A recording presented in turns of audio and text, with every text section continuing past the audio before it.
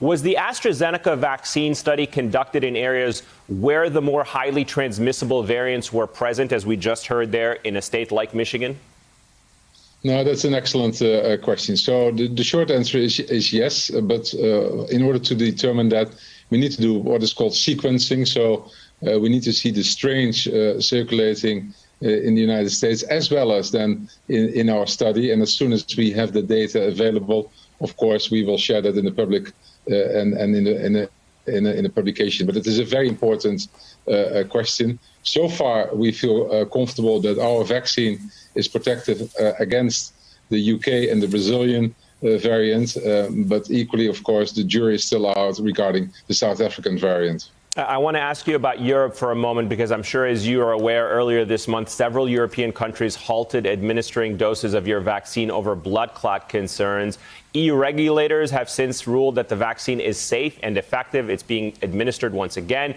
How is your team planning to address potential vaccine hesitancy concerns here in the United States after what we saw there?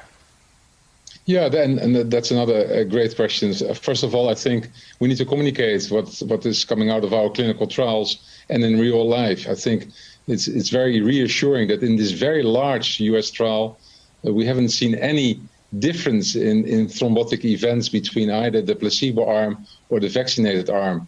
Equally, as you are referring to, last week, the European as well as the UK regulator were very firm in their assessment that there's no reason in order to be anxious for thrombotic events, because thrombotic events are there anyway in the world.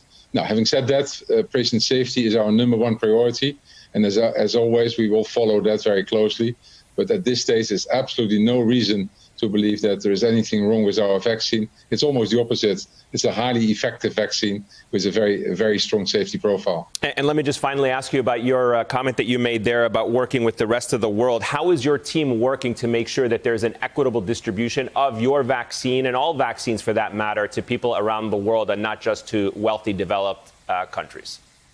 Yeah, we have a very clear pledge in order to offer our vaccine to more than 140 countries across the world. And as we speak, we're delivering vaccines in Asia, in Africa. Of course, it's a massive undertaking, and we all need to work together in order to make sure that not only the United States and Europe are getting a well-deserved vaccine, but also the developing countries. We made a pledge in order to deliver 3 billion doses across the world.